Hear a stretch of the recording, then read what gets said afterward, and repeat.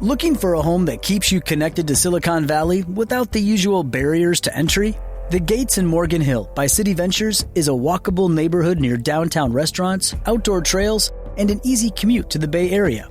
It's a small town setting with access to major career hubs. Every home is all electric with buyer-owned solar included. With limited availability, now's the time to take a closer look. Discover your new home at cityventures.com. That's cityventures.com. Welcome to Serenity Rising, Healing with Cancer. I'm Bron Watson, and I want to welcome you to not just a podcast, but to a community. A new way of seeing, feeling, and walking through the chaos of cancer. My guest today came to Serenity Rising through a door I hadn't opened yet. He's not a patient or a survivor. He hasn't lost a family member to cancer. He's actually an educator, a New York State Senate-funded dyslexia researcher. And cancer has walked into his classroom, into the lives of the children he works with, into the families who trust him. Russell Van Brocklen was severely dyslexic himself. He was told as a child that he would never read at grade level. He went on to read and write at graduate level and to build a method that has moved struggling students from middle school writing to graduate level work in a single school year, with every one of those students going on to graduate college. But today, we're not here to talk about dyslexia. We're here because of a student he calls Jennifer, a name chosen to protect her identity at her family's request, a commitment Russell and I both have kept without hesitation. Jennifer was a dyslexic child already fighting to keep up when cancer entered her world, with one of her family members having a diagnosis of cancer, not once, but twice when it came back. But what Russell gave Jennifer was not pity, it was a method, a daily anchor, a way to rebuild agency in a life that had lost all predictability. Russell, welcome to Serenity Rising. Thanks for having me.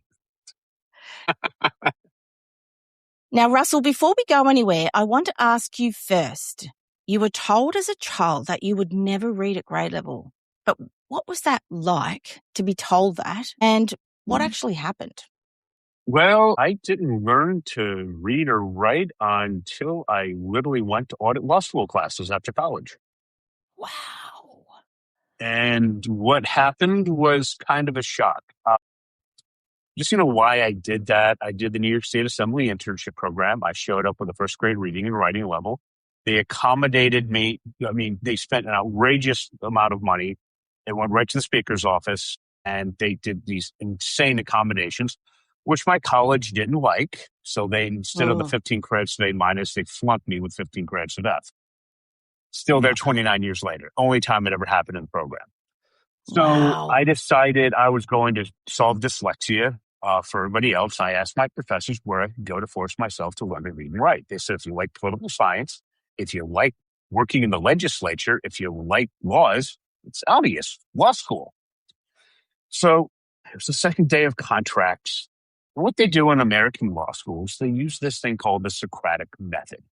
If you don't know the answer, which nobody does the first week, they will ask you questions you can't answer to embarrass you publicly until you eventually adapt. So that didn't happen to me. The professor was a professor longer than I was alive at that point. Okay. Right. And so he asked me the question and I responded correctly. So he's asked me more questions. He's trying to go after me. Then I answer. Then I start going after him. Wow. Which, you see the look on his face. We're going back and forth as hard as we can at each other. I know where he's going. He's know where I'm going, moves ahead. 5 minutes, 10 minutes, 15 minutes. He throws up his arms, says, Russell, you couldn't be any more correct. In the interest of time, I have to move on to the next case. I learned to read in about a month. I learned to write within a couple of years. Wow. But that all came from you too, Like what I hear, and correct me if I'm wrong, is that your determination to find the solution, which was not the solution that everybody else had. Oh, and what I do is just what the solution is. It's freaking ridiculous and simple. Just what happened then. I then went back to the New York State Senate. I asked them to fund me. It took years and years. Then I got funding for 2 years for the Ever Park Central School District, my old high school right outside of Albany, New York, our state capital. I focused only on the super motivated, super intelligent dyslexic students. They were Right. juniors and seniors, think 16 to 18, reading and writing at the middle school level, think 12, 13. One class period a day through the school year, they increased from the middle school level to the average range of entering graduate students. They all went out of college, all graduated GPAs of 2.5 to 3.6. Compared to the best dyslexic transfer college at the time, Landmark College, we were 3x as successful for less than 1% of the cost. So how do we Wow. do that? Well, this is so simple. I have literally had 10-year-olds understand why I'm doing it this way. This is the top book on dyslexia. It's called Overcoming Dyslexia by Dr. Sally Shaywitz from Yale. That's dyslexia. So the back part of this brain, this is a normal brain. This is kindergarten through the first 2 years of college. Dyslectic's got nothing going on here. The front part's 2.5 times overactive. This is word analysis followed by articulation. This is grad school. Here's grad school. So I got 2.5 times the neural activity. That's why I dominated so well. Right. Wow. Okay. That is so fascinating. Well done you. That is awesome. Thank you for sharing that. Okay. So, all right. So let's get started. When cancer enters a family and when it specifically enters the life of a child who's already got a learning difference, as you've just explained, what happens that most people never see coming? Really, what happens is it depends on the child, and there's two general frameworks to look at. The first one comes from a family where when the kid's 2 and 3 or so around that age group, the parents understand this really important word called no. So that by the time the child's 5 years old, they're about 70% of who they're going to be at 18. They're already basically formed, and it's about 95% at 12. Yeah. So for those kids, what tends, and that's going to be the one that I'm going to focus on, because that's what I generally deal with. One of two things happens as they grow up. Number one, they're either going to become incredibly motivated or they're going to be crushed by dyslexia. Because no matter how hard they try, just, again, what's going on, the school's testing this and they got nothing going on back here. So they just get crushed. They either become, I'm so motivated, I'm going to keep banging my head against the wall to solve this, or I'm just going to be flattened as a person. Now, of those two, when they find out that a parent has cancer, what happens is for the motivated kid is when I'm talking to them, they're confused and they don't know what to do. Right. So then what I use a technique where I use a universal theme to focus on what it is that they want to do. And it allows them, because if you ask a dyslexic in their speciality, in their area of extreme interest and ability, do you have ideas flying around their head at light speed, but we'll go to an organization, they're going to say yes. So if you try to give them instructions that's big picture, and then eventually getting down to the details, they don't know how to process that. We got to flip that. So we start off with something very specific and we slowly go out from there. So what I would say to them is, just because they're confused, I would ask, so what is it that you want to do? And they said, well, I want to help my parent. They very much try to step into the adult role, but they just don't know how.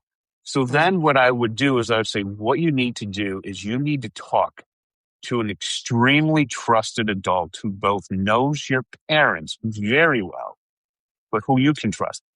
Typically, it's a godfather or a godmother or somebody similar. And then we'll say, just go and sit down and talk with them.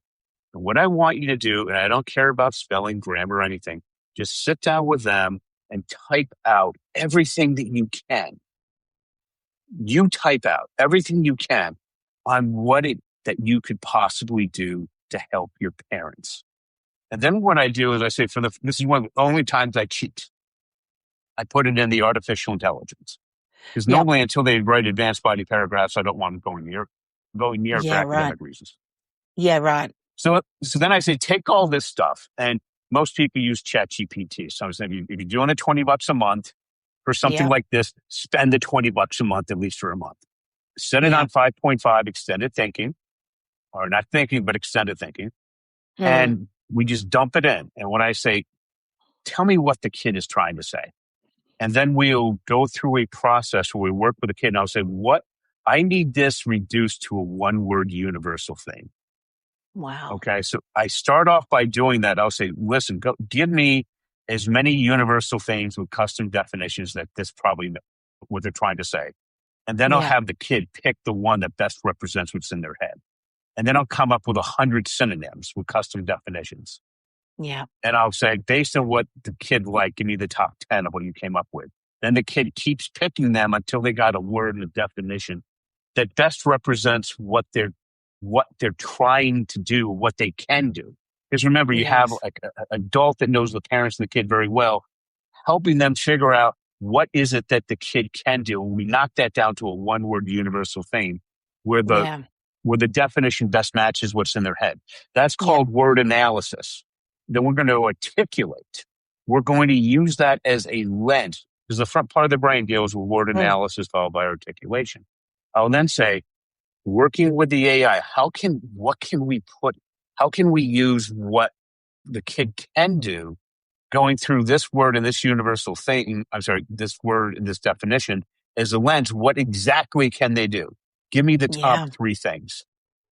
And then I will then go and say, okay, these are the 3 things you can do to help your parents. And they know exactly what it is, exactly why it is. And I'll say, take this, go back to your godfather, godmother, whoever that person is, and figure out how you can implement this. Exactly. And I tell them, you have to explain to the dyslexic kid a very specific point, eventually going out. If you go big picture and eventually down to the details, it's like grabbing fog.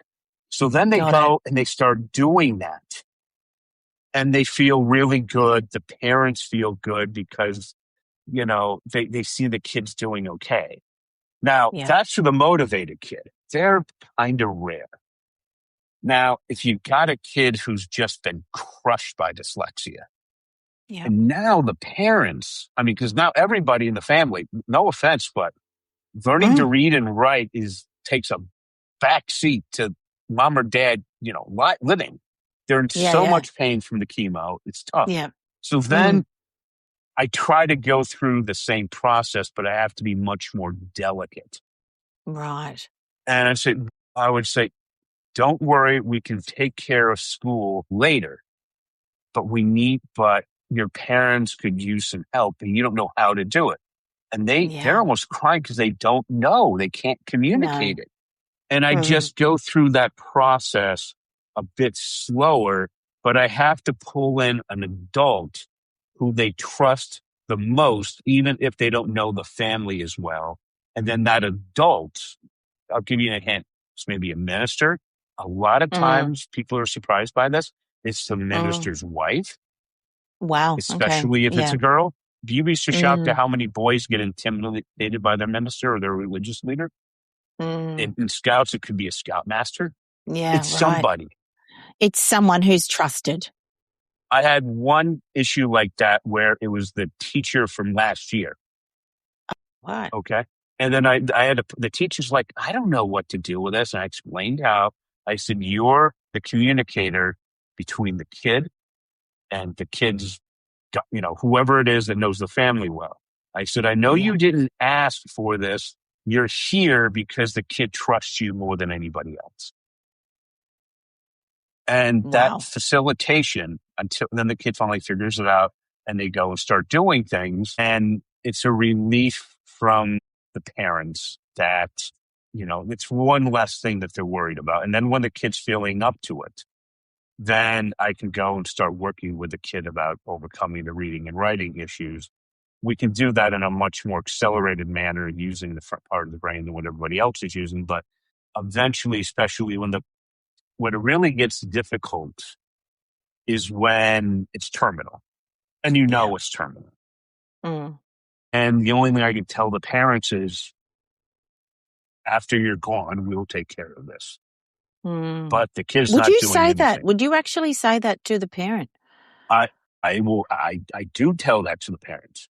Wow, that's so courageous. I just want to pause there for a second and say that is courageous.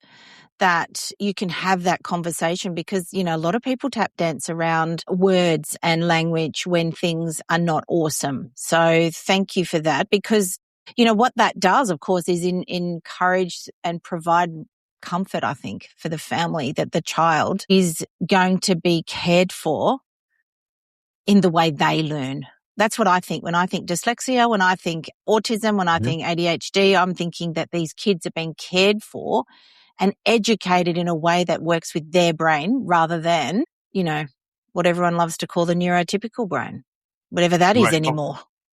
But what typically happens is, like anything put in a will, they're not that, you know, when the parent gets the terminal notice, you know, we're talking weeks to months where they know that they're on the way out. Hope has been removed.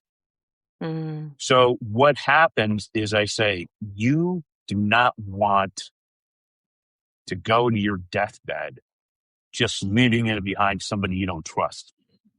I will tell them, pick a teacher that you trust.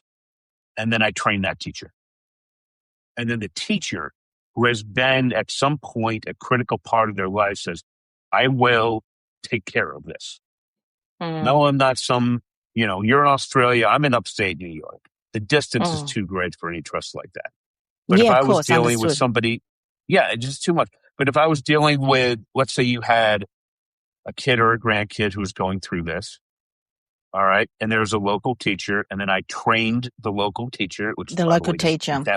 It doesn't take long. It takes like, you know, a day or two. That's it, because they're professionals. Then they can go back to the cancer patient and saying, I got this. I know exactly what to do. Right. Wow, that is so powerful. That's how you have to handle this. I love because in some ways, you know, because I have an incurable cancer, and recently I've had someone throw the terminal word at me, because if you do look online, that's the word that'll come up for multiple myeloma, but that is not actually what's happening with me. So I get a bit funny with the word terminal, but I mean, I know that it's there.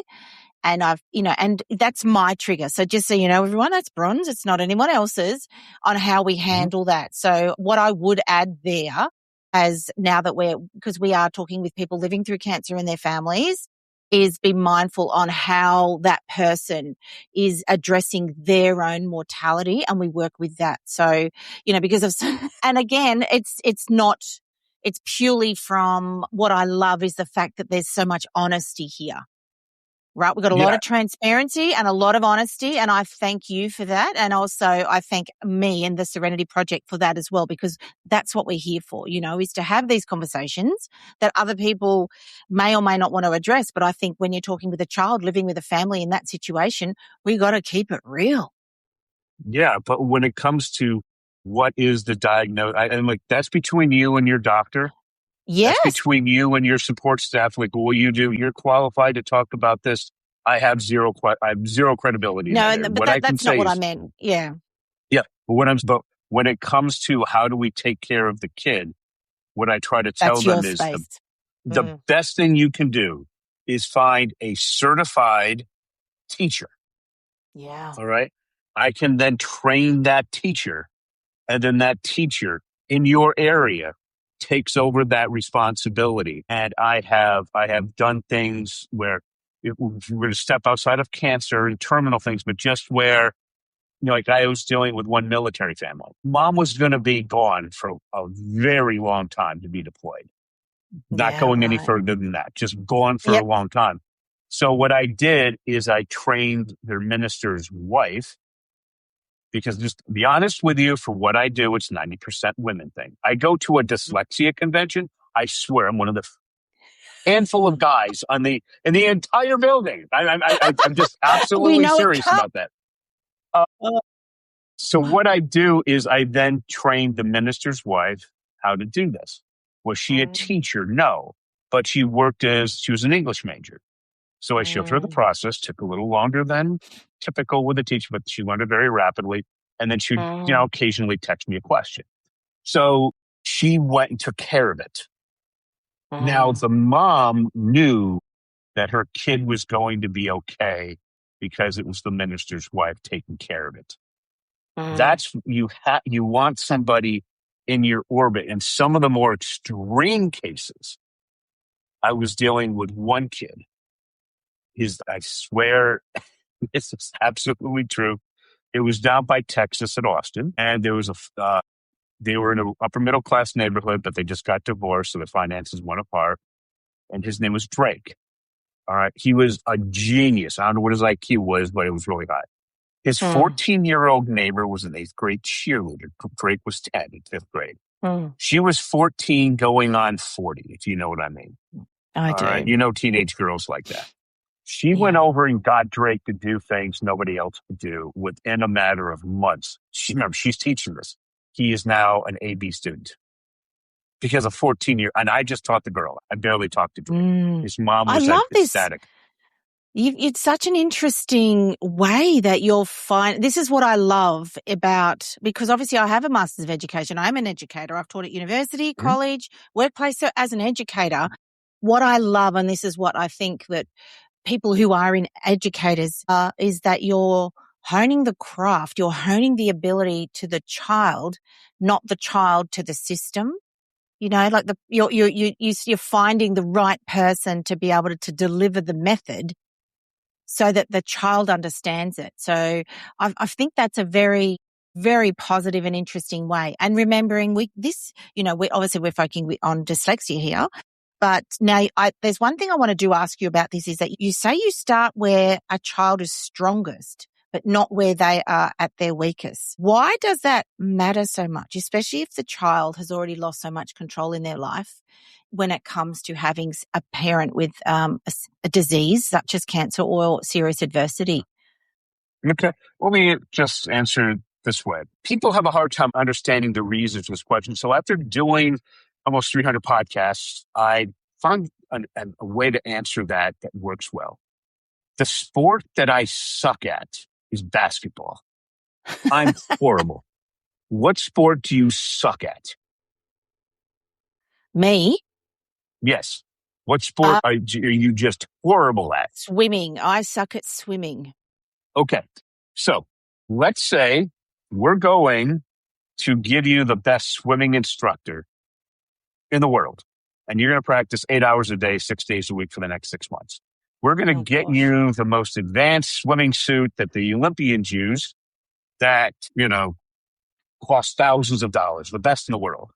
And we're going to have you compete against a woman your age who competed as a Division I swimmer at university and continued. Okay? And we're going to dress her up the way they went swimming in freaking 1800, which is bulkier than all heck. Okay? And then we're going to have you race. Is all that training and all that super modification, is any of that going to make any difference whatsoever? I'm still picturing myself still floundering in my year 7 swimming, where I swam half a lap and got out, didn't even finish the lap. And I've never done a lap since. Yeah, your body's not designed for swimming. So let's look at the science. This is what schools are used to teaching right here. Yeah. There's almost nothing going on back here. How do you accommodate nothing? Yeah. Okay. So what we have to do is we have to shift forward to this. Well, we have 2.5 times the neural activity. Yeah. So we show students how to focus on that.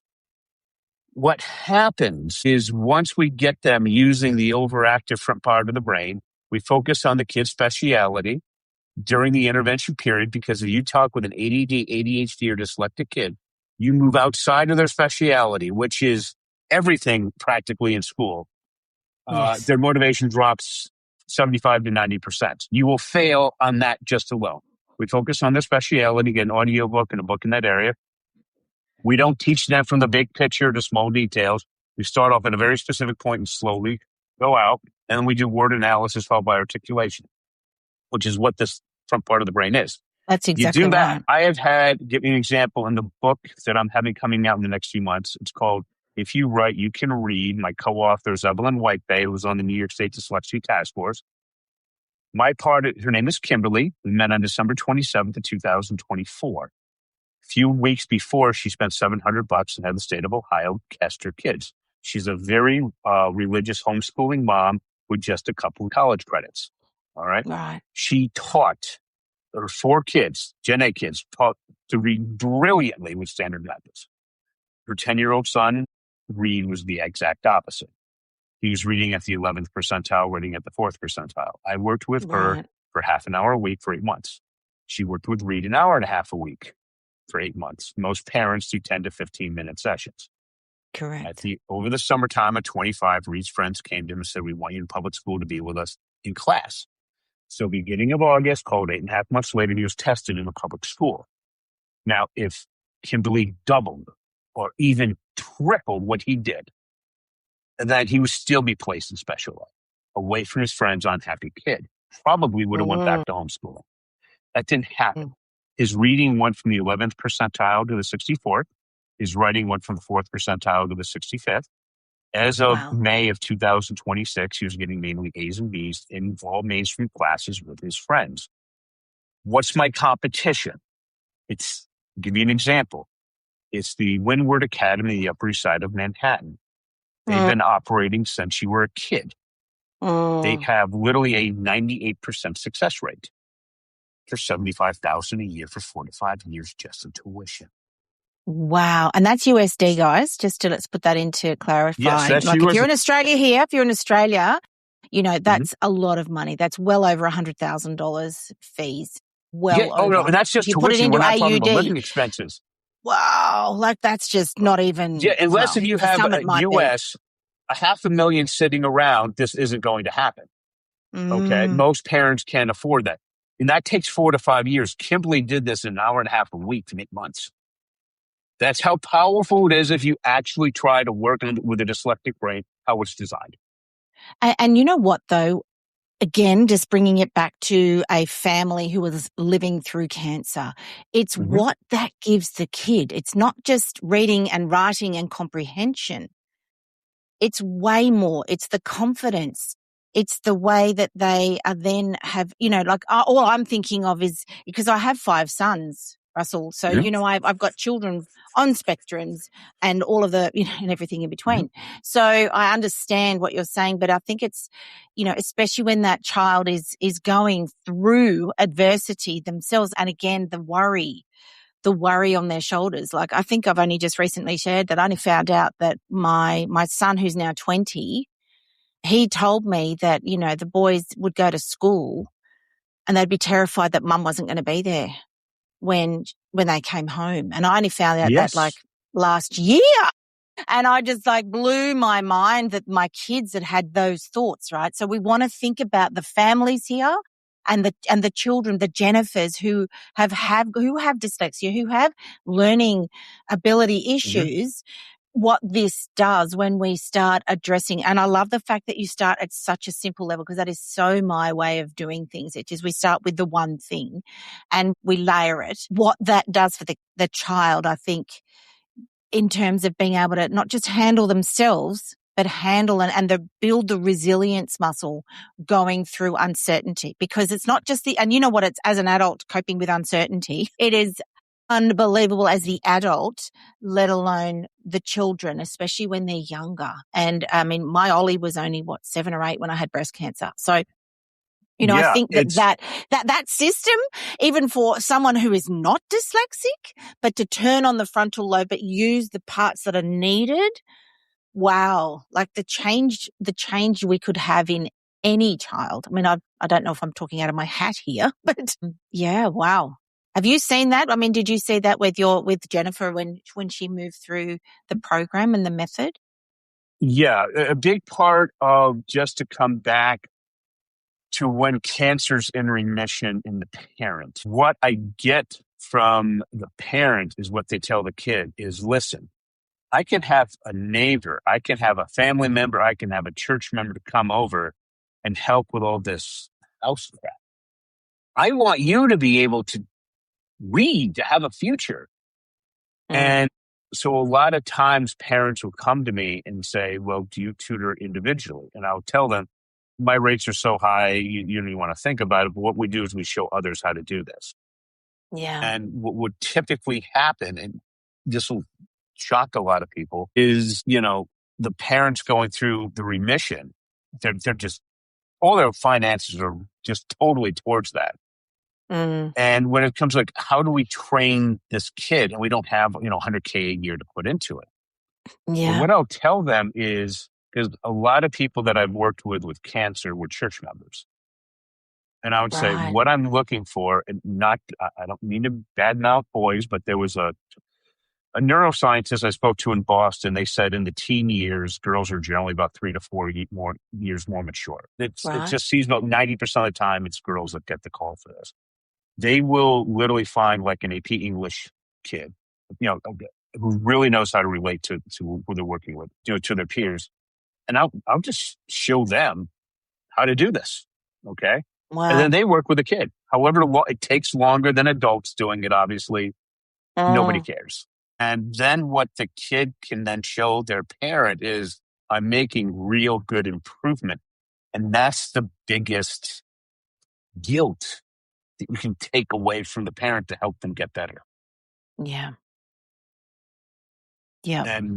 And honestly, I have had some churches in these situations, not just with cancer, but in other situations where this arises. Yeah. They will literally take a donation to pay the team. Wow. And they're asking the team, like, what do you want to get paid? And they actually lower their rate compared to what they want because of what it is. It usually comes out to about $10 an hour. So $500, $1,000 go a huge way towards solving this. Wow.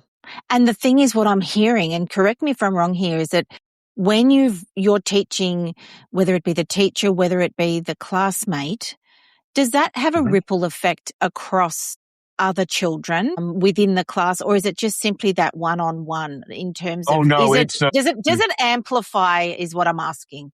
Yes, it amplifies a lot because they finally understand how it learns. And people ask me, well, does this work for normal kids? So just so you understand, after I presented in New York City, the professors came back to me and said, you had 2 students who scored the 70th percentile of our grad students from 8th grade. They said, we don't care. We want the craft of research. I was like, the craft of what? It's a book that sold over 1 million copies of how to do your doctoral dissertation. Right. So the most advanced Gen A kid I'm currently working with, his name is Grayson. Grayson is not dyslexic in the least. He's your typical 99th percentile math and science kid. And he wants to get his PhD, work at NASA to terraform Mars. So we have to get him published, which means we have to get him past a desk review, and then rejected by an actual reviewer. You miss a comma, you're rejected. Then to set him up with a senior scientist to say, here's what I was rejected. I need to work with you to fix this. Then he gets his PhD and all that fun stuff. Right. Grayson's father's teaching him. He's at the advanced paragraph level. How old do you think Grayson is? He's a bit on the young side. I don't know. He'd have to be a teenager, wouldn't he? We'll take a wild guess. 16? I don't know, because your schooling is different to ours. Well, Grayson's 10. No. Yes. We're literally going through and teaching. Yeah. He's currently reading at the 12th grade level, think 18. His comprehension is at the third-year college level. Wow. So this works for everybody.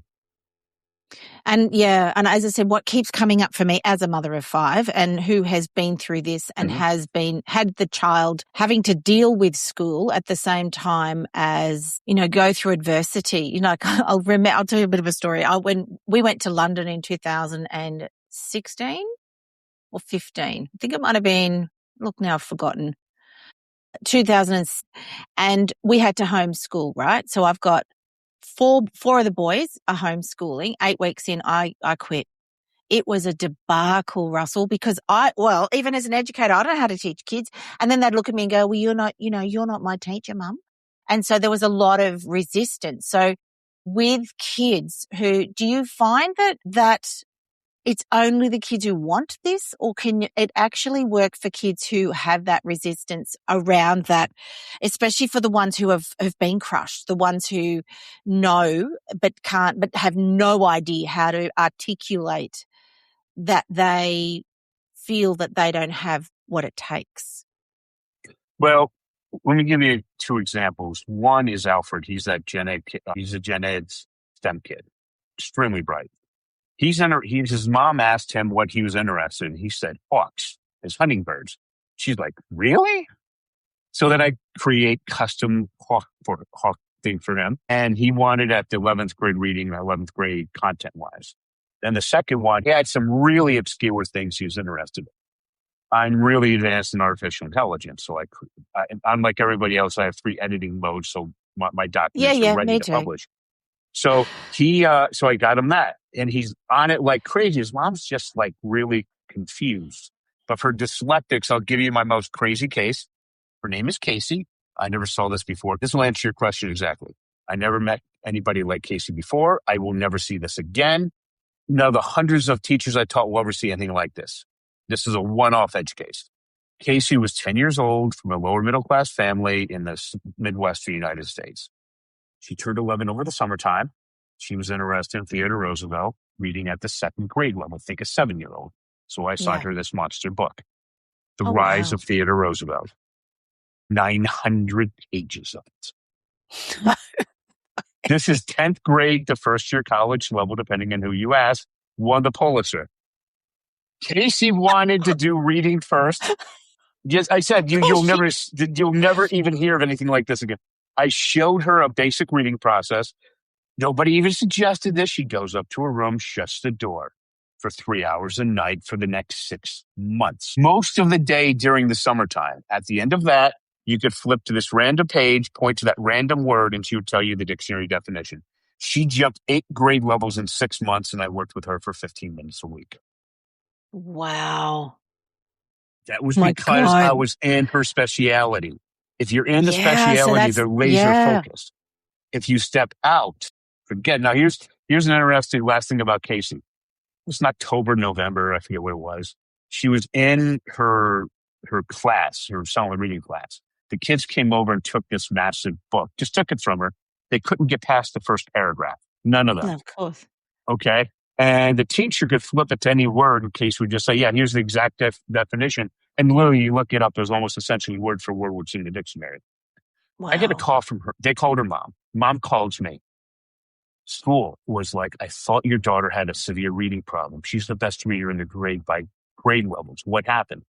And her mom asked me about it. And I said, what do you think she's been doing in her bedroom? All 3 hours a night, school nights, 8-10 hours a day during the summer, every day. What do you think she's been doing? What allowed that to happen is in 5th grade, I literally went to her principal and I said, no more homework. If she flunks a test, she flunks a test. Who cares?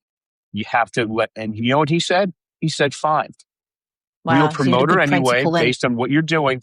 He didn't want to social promote her anymore. He wanted the damn thing solved. And we solved it.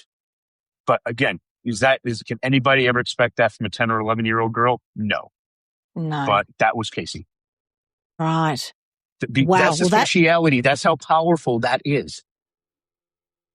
Yeah, I love it. Now that leads me straight into my question now, which is for a parent listening right now who is managing their own cancer or they're supporting a partner through it and they're trying to hold their child's world together at the same time. What's one thing that you would say to them and about what their child actually needs right now? What you're going to find out from the child is they want to do something to help, and they don't know how. So what you have to do is there's a technique that I use called using a universal thing that if you contact me, I can tell you exactly what it is. And well, maybe we could put a link in the show notes or something. Yes. Yes. I'll have something written up to tell you exactly how to do this. Okay. What you have to do is you need to find a trusted person. Yeah. Usually a godfather or a godmother, somebody that just knows you both really well. And you have to go through that process and just allow your kid to do something to help. Okay. But what I can tell you is it is a completely different world if it's in remission I'm sorry. I'm just this is what I know. No, you speak. Remember, don't worry. It's not my.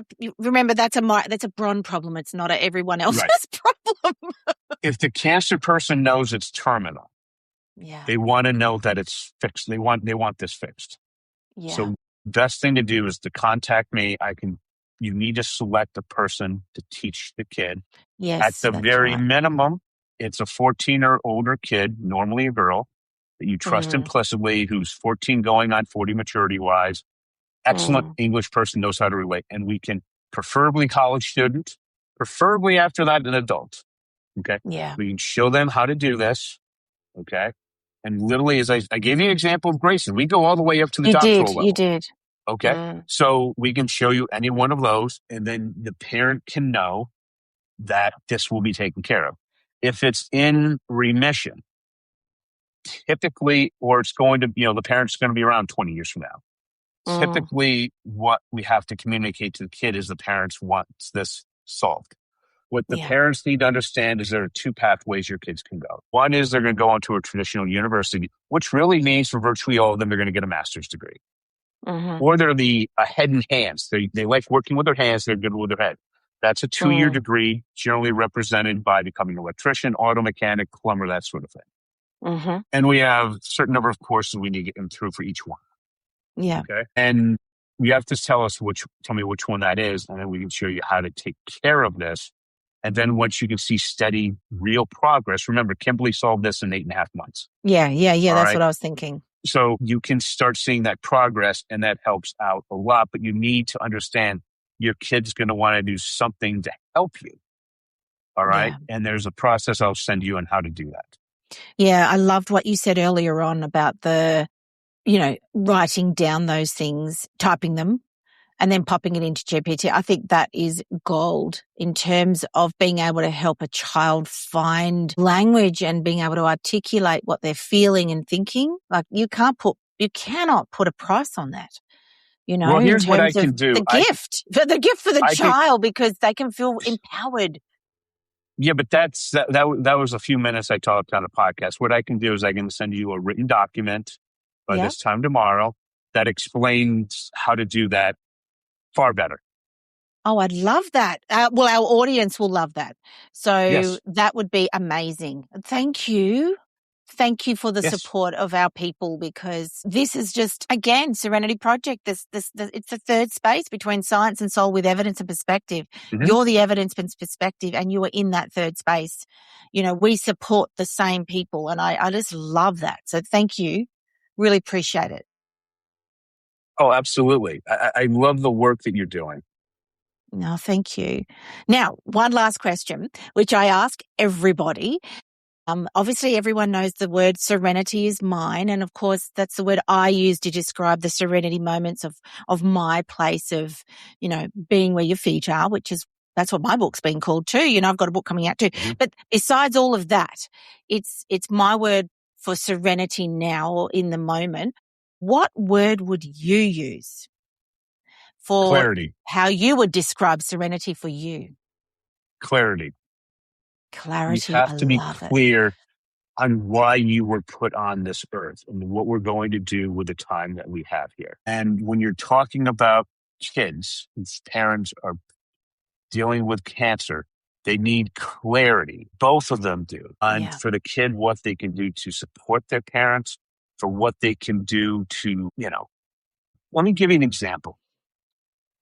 This is one of the few failed cases I've had in my life, and it has nothing to do with cancer, but the pain of the parent can illustrate this.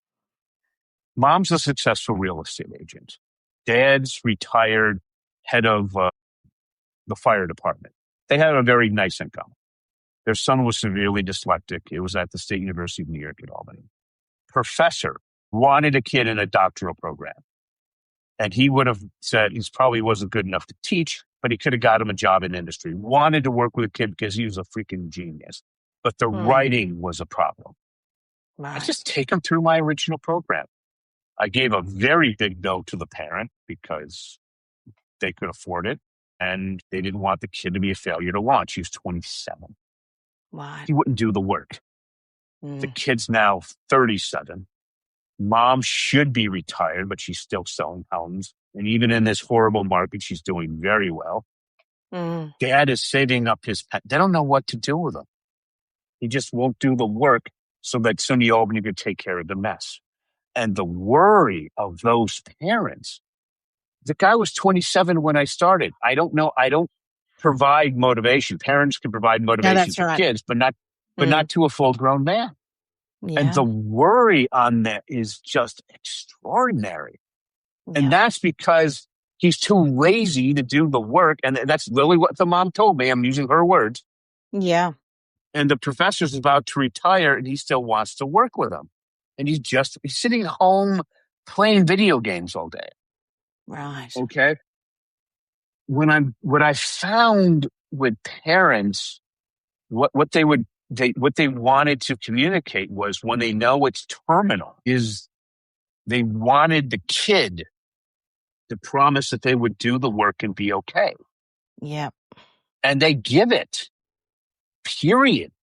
After they recovered from the funeral, nobody really does, but once it's not as stinging. The work those kids put in. Yeah. I mean, I had to pull back the teachers sometimes to rein the kid in because they just wanted to do 2 years of work in like 2 weeks. And that's not how this works. Yeah. So, right. but it's how do we communicate? And this is the document I'm going to create for you. How do we communicate this through clarity to the kid and to the parent? That's what we have to look at. So, and I hate to tell you, this is not going to be a short document. It's going to be dozens of pages. But I love that. And you know what? I'm so honored that you will even do this for us. Thank you. Now, yes. I want to thank you because we're getting up to time here. I'm going to be putting all your links and all of that information in the show notes so everyone will know where to find you. We'll make sure that we've got all of those links correct so you can just come and talk to Russell. If you are a family member, if you have a child who is living through the adversity in your house of cancer, Russell is your guy. So I want to thank you for being here and thank you for being part of Serenity Project. And I really want to thank you and honor you for your time today. And for our listeners, thanks again for you guys being here. You are awesome. We are now in over 27 countries, so I'm pretty excited for a relatively new podcast. So thanks for that. Keep listening, keep sharing, and we will see you on the next episode. But thanks again, Russell. Thanks for having me. Thank you so much for joining me today. It's been great having you here. And what I would love you to do is leave a comment or ask a question using my fan link below this episode and on every episode that we post. I would love to hear your thoughts, your questions, and I'll get back to you. Have a great day and bye for now.